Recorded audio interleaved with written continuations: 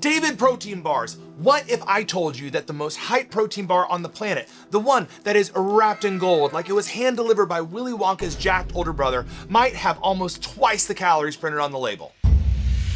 So, David Protein Bars have exploded onto the fitness scene. $725 million valuation in 1 year, backed by neuroscientists, designed by the guy who invented RXBAR, wrapped in a packaging that screams, "I'm better than you and your sad little Quest bar."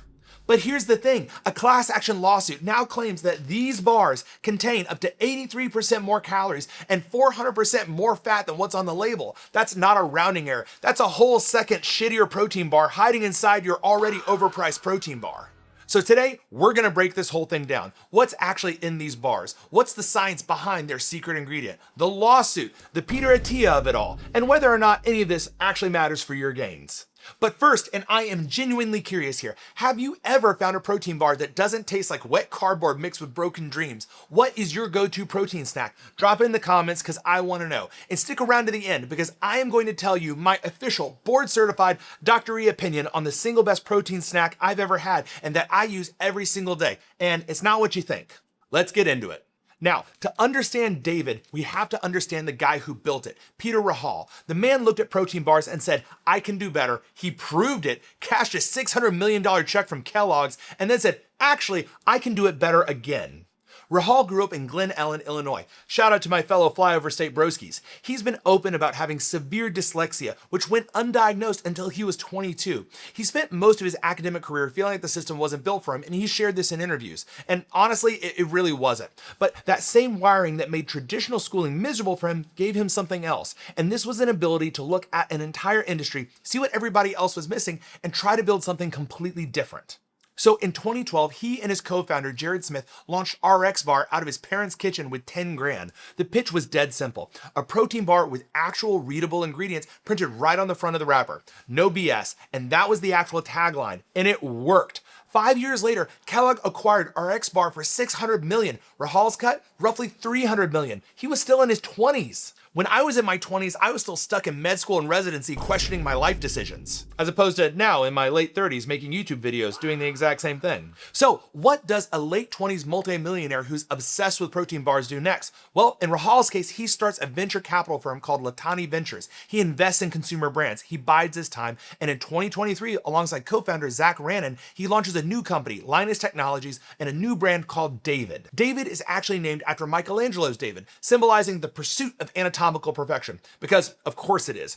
This is a protein bar brand that has the audacity, and honestly I kind of respect it, to call itself the final protein bar. And the product is 28 grams of protein, 0 sugar, and 150 calories, all wrapped in a shiny gold metallic wrapper that looks like it belongs on a Rolex display case. Not that I'd know, because your boy is still addicted to his Apple Watch that yells at me when my Limp Bizkit playlist is too loud in the gym. And this time, Rahal is not bootstrapped. He raised $85 million in funding, $10 million in seed, $75 in Series A led by Green Oaks, and the company hit a $725 million valuation before most people had even tried the bar.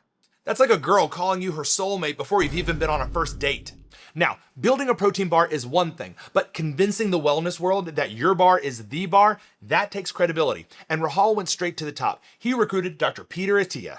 For those of you who are unfamiliar, Dr. Attia is a physician and longevity researcher, although that's being generous, who is the author of the book Outlive, which has basically become the Bible of the Optimize Everything movement. He's also known for a huge social media presence, and he was brought on not to do just some sort of passive endorsement or an Instagram story for a check. He was brought on by Rahal to invest his own money in the initial seed round. He was named the chief science officer, and he was structurally embedded into the company. And to Attia's credit, he and Rahal developed a genuinely clever nutritional framework. They had 3 rules for their bar. It had to deliver optimal, highly bioavailable protein. 2, it couldn't lead to caloric overconsumption. And 3, it couldn't spike blood sugar. And together, they also invented a totally new metric called CFP, calories from protein. David Bars claimed that 75% of their total calories come directly from protein, and that number is roughly 50% higher than the next closest competitor. It was a brilliant marketing move. It reframes the entire conversation away from how many grams of protein and more towards protein efficiency. You see it plastered all over their packaging and their website. And this makes sense. I mean, who cares if your protein bar has 40 grams of protein if it also has 600 calories? Attia was also the brain behind the single greatest marketing stunt in protein bar history. Rahal wanted to make a comparison chart showing David at the top. Of course he did, but Attia talked him out of it. Nobody trusts a company that ranks itself number one. Instead, Attia found that boiled wild-caught Pacific cod was the only food with a better protein to calorie ratio. So David launched actual frozen cod fillets, $55 for 4 pieces, with billboards that said their boiled cod had slightly more protein per calorie than our bars. These billboards were everywhere. I remember seeing them in Chicago whenever they first launched. And it was a genius preemptive strike. You want clean, whole food protein that beats our bar? Great, here's some boiled cod. Enjoy, good luck with that. Attia also brought names. Andrew Huberman invested. Arnold Schwarzenegger endorsed them. This bar had an absolute murderer's row of wellness credibility behind it. They didn't call me, but I'm not bitter or anything. So, how did that work out for them? Yeah. Well, in January 2026, previously sealed court documents related to Jeffrey Epstein were made public, and Peter Attia's name appeared in those documents over 1,700 times. Emails, appointment calendars, in-person meetings. The correspondence showed a deep, ongoing personal relationship that continued for years after Epstein's initial criminal conviction in 2008. Look, I'm not going to read you the emails. You can look them up. Or heck, you can even watch the short that we made on them, and they're not great. And what I will say is that the relationship was extensive, documented, and continued as late as 2019 when Epstein was arrested. And by February 2026, Attia resigned as Chief Science Officer of David Protein. He also stepped down from a CBS News medical contributor role that he had held for barely a month. His name was scrubbed from Biograph, another longevity startup that he co-founded. And just like that, the scientific cornerstone of the entire David brand was gone. The guy who designed their nutritional philosophy, the guy who invented CFP, the guy who came up with the boiled cod bit, totally gone, out of the conversation. Which means David now has to defend its science, and it needs defending without the one doctor that was supposed to make everything bulletproof. So, all right, let's talk about what's actually in these bars, because this is where it gets interesting. David's entire macronutrient magic trick relies on a single ingredient, esterified propoxylated glycerol. And no, I will not say that full name ever again in this video. Instead, we're going to go with the shortened form, EPG. It's listed on the label as modified plant fat, and it is the most important thing to understand about this entire controversy. EPG is a lab-engineered fat substitute, and the concept of making a fat your body can't absorb isn't new. Some of you may remember Olestra, the fat substitute from the 90s that Procter & Gamble put in chips. It technically worked, and your body couldn't absorb it, but it had a side effect so legendary that it got its own Wikipedia section. I'm talking about anal leakage. The words anal leakage were printed on the packaging of a consumer snack food, and that's where we were as a society back in 1996. EPG was designed to be essentially a better Olestra, a different molecular structure, but the same basic idea. So let's walk through it.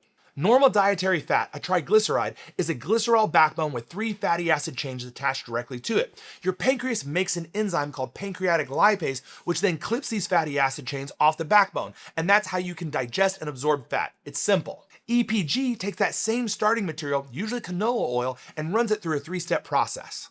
Step 1 is splitting. They chemically break apart the natural fat. Glycerol goes in one direction, fatty acids go the other. Step 2 is propoxylation. They react the glycerol with propylene oxide, which inserts a molecular spacer, propylene glycol units, onto the glycerol backbone. And step 3 is esterification. They then reattach the fatty acids, but now there's a physical spacer sitting between the backbone and the fat chains that wasn't there before. The result looks like a fat. It acts like a fat in food. It gives you the mouthfeel, the texture, and the richness, but it has one critical difference. That molecular spacer introduces something called steric hindrance. It's a fancy way of saying the enzyme can't physically fit it into the wood chipper. Pancreatic lipase tries to clip the fatty acid chains like it normally would, but the inserted spacer creates a physical roadblock. The enzyme literally cannot access the bond it needs to break. So the fat passes through your GI tract, intact, undigested, and unabsorbed. Regular fat gives you 9 calories per gram. EPG about 0.7. That's a 92% reduction in caloric bioavailability. Now, EPG is not new. It's been around since the 1980s. It was originally developed by Arco's chemical division. It went through decades of corporate transitions and eventually ended up at a company called EPG, which held the patents and manufactured the stuff. Before David came along, EPG was selling EPG to a handful of food companies, chocolate makers, nut butter brands, and sauce companies. Fun fact, EPG was actually based right here in Indianapolis. I'm not sure if the offices are still open here, but they were about 10 minutes when we're recording right now behind a Texas Roadhouse. I'm not kidding, you can't make this stuff up. And unlike Olestra, EPG has a melting point well above body temperature. It stays solid in your gut, it moves through slowly and cohesively, which dramatically reduces the gastrointestinal disasters that killed Olestra's reputation. And the FDA reviewed multi-generational animal studies, a 1-year study in micropigs, human clinical trials, and granted EPG generally recognized as safe status. That said, and I do want to be straight with you, a lot of people online do report mild GI issues with David bars. We're talking cramping, steatorrhea, which for you non-medical folks in the audience is a polite way of saying oily stool. Not exactly anal leakage, but not exactly a selling point either. But here's where the business story gets ruthless. In May 2025, David Protein didn't just sign a new contract to use EPG, they bought the entire company that makes it. Rahal acquired EPG outright. They brought it fully in-house under Linus Technologies. And his first move as the new owner, he cut off every other company that was buying EPG immediately. 3 companies, Own Your Hunger, Lighten Up Foods, and Defiant Foods, filed an antitrust lawsuit. They claimed David deliberately destroyed their businesses by acquiring their essential ingredient supplier and then slamming the door shut. They cited over $107,000 lost sales, nearly $449,000 in wasted R&D, and $15,000 per month in ongoing overhead while their manufacturing sat idle. And none of these people were actually making protein bars that competed with David. So what was David's defense? Basically, we need it all for ourselves and you should have gotten a long-term contract. That's on you. So in February 2026, the judge sided with David. The case was dismissed. The ruling established that a company holding a valid patent has zero legal obligation to sell its proprietary technology to competitors. Is that an asshole move? Absolutely. But is it legal? Also absolutely. Okay, so David owns the ingredient. They won the antitrust fight, so everything's good, right? Not quite, because in January 2026, a class action lawsuit hit with an allegation that cuts right to the heart of the brand. The calorie count on the label is a lie. The plaintiffs say independent lab testing found the bars contain roughly 268 to 275 calories per bar. Not 150. That's up to 83% more calories than advertised. They also claim that the bars contain up to 13.5 grams of fat versus the 2 grams on the label. That's a 400% discrepancy on fat content. That's worse than that time I got catfished by a Tinder date in college. I'm just kidding, I'm way too old to have used Tinder in college. Now, the FDA says a product is legally misbranded if the actual calorie or fat content exceeds what's on the label by more than 20%. These numbers blow past that threshold so hard it's almost comical. So just hold on. Before you grab a pitchfork, you need to understand how those lab numbers were generated, because this is where the science genuinely gets fascinating and where David has a real argument. The independent testing used a method called bomb calorimetry, and here's how it works. You take a food sample, you put it inside a sealed steel chamber filled with pure oxygen. You ignite it with an electrical spark, and then you incinerate it completely into ash. Then you measure how much of the surrounding water heated up, and that gives you the total combustible energy in the sample. Every single chemical bond burned to completion. They then applied what's called the Atwater system. This is a set of conversion factors developed in the late 1800s by a chemist named Wilbur Atwater. He estimated average energy loss in human waste and came up with the standard math that every nutrition student learns on day 1. 4 calories per gram of protein, 4 for carbs, and 9 for fat. But see, here's the problem. The plaintiffs took the physical mass of EPG in the bar, threw it in a bomb calorimeter, and then treated it as standard dietary fat. They multiplied it by 9 calories per gram. And yeah, if you do that, you're gonna get a big scary number. I'm not fat, I'm EPG boned. Ronick, you're EPG boned. But your body is not a bomb calorimeter. Although my stomach felt like one back when I used AG1, but that video is gonna be up here somewhere. A bomb calorimeter is a 1,000-degree combustion furnace. It breaks every bond indiscriminately. Your digestive system runs on delicate enzymatic reactions at just 98.6 degrees. And as we established, the specific enzyme responsible for fat digestion, pancreatic lipase, physically can't break the bonds in EPG, which is the entire point of the molecule. When you do actual metabolic balance studies where you measure precisely what people eat and precisely what they excrete, EPG yields about 0.7 calories per gram, not 9. Like we talked about this earlier, and that's the number David uses, and it's the number supported by the clinical data the FDA reviewed. And this isn't some fringe argument. The scientific community has known for years that Atwater factors overestimate calories in hard to digest foods. USDA research has shown that almonds and pistachios have 5 to 11% fewer metabolizable calories than the standard calculations would predict because their rigid cell walls prevent complete fat absorption. High fiber diets consistently deliver fewer usable calories than what bomb calorimetry suggests. And the FDA explicitly accounts for this. Under 21 CFR 101.9, they allow manufacturers to use 6 different methods for calculating calories on nutrition labels. One of those methods specifically permits the use of FDA-approved food-specific caloric factors. David is using that provision. They're using the 0.7 kilocal per gram value that the FDA itself reviewed and acknowledged in the GRAS process. David's public response to the lawsuit was characteristically on brand. They posted an Instagram story that said, "No one is getting Regina George," which for anyone who hasn't seen Mean Girls is a reference to a character who is tricked into eating high-calorie nutrition bars designed for weight gain. Subtle. Also, I fucking love Mean Girls, Ronick. I actually took my entire family to see the musical on Broadway. Little do I know that Dr. Tatum is a mean girl. Absolutely. I am one of the OG members of the Plastics. You better watch out. If you go wonder where all the sass comes in the video. Yeah. Period. But the serious defense is straightforward. Rahal said the testing method counts calories that your body never uses. And from a biochemical standpoint, he's right.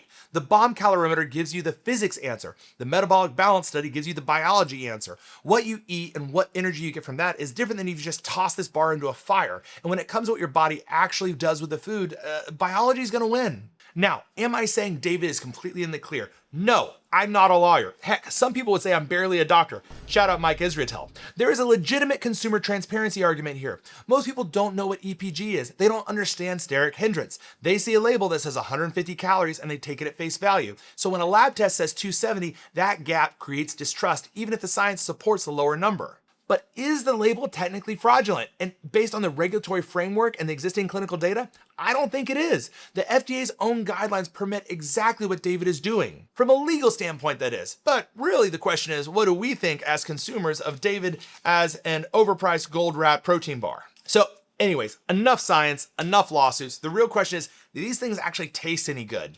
And for that, in a YouTube first, I am going to bring up my fellow partner in crime, Ronick Rakesh, to actually eat these things with me.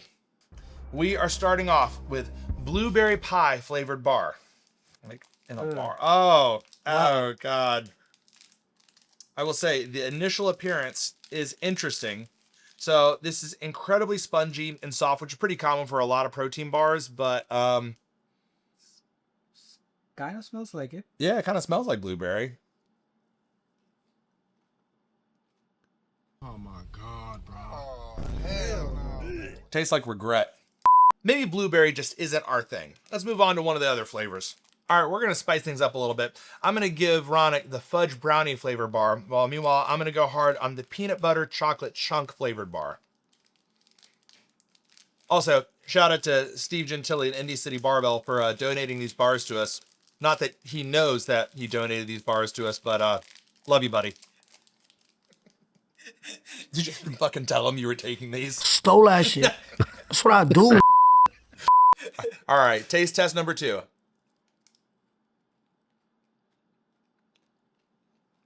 This one isn't that bad, actually. Since we didn't give a number, what would you give that one out of a 10?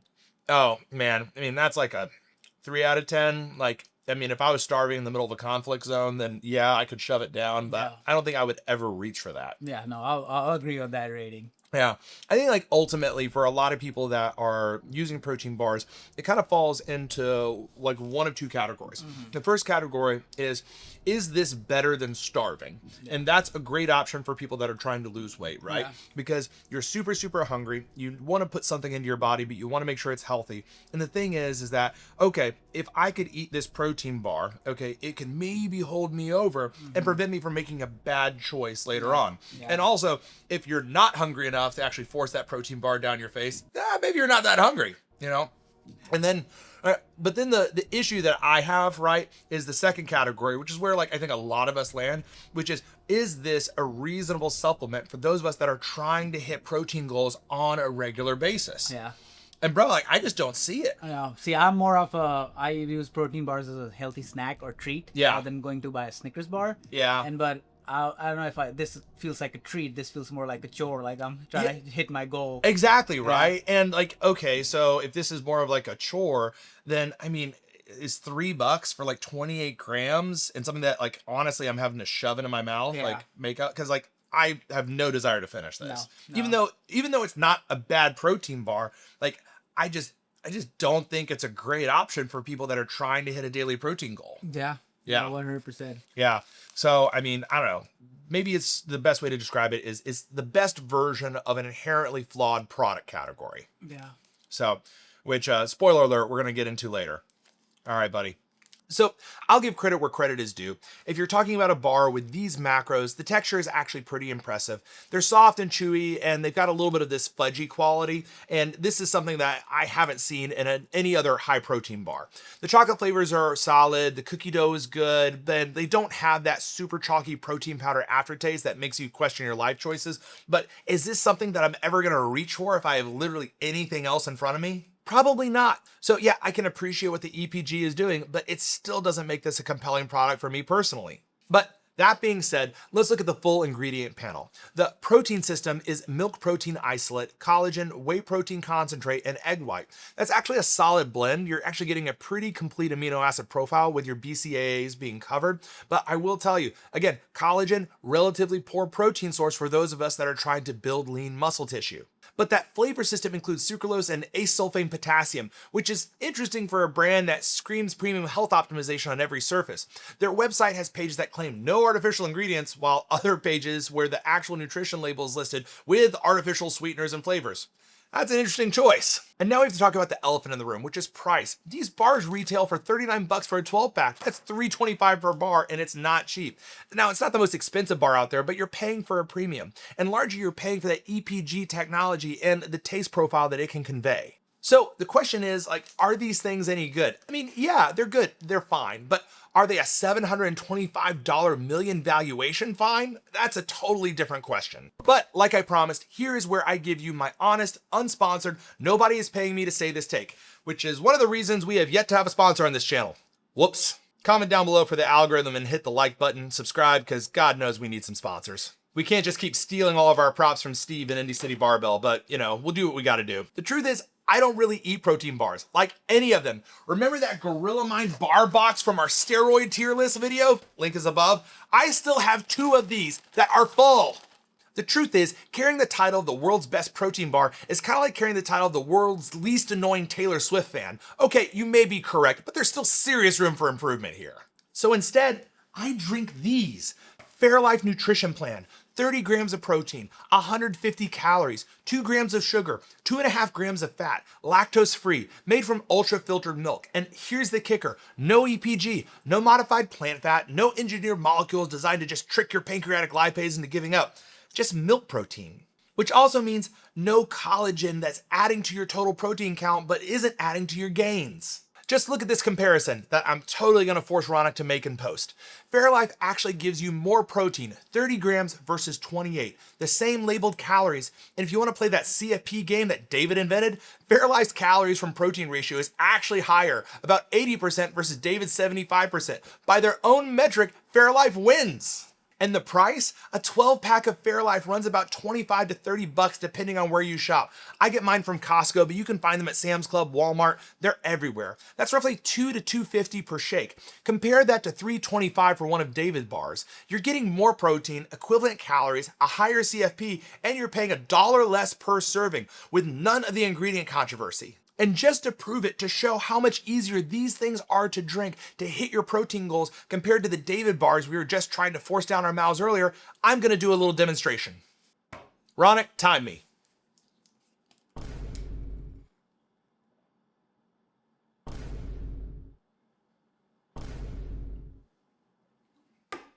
$30 grams of protein, right there, on camera. Beat that.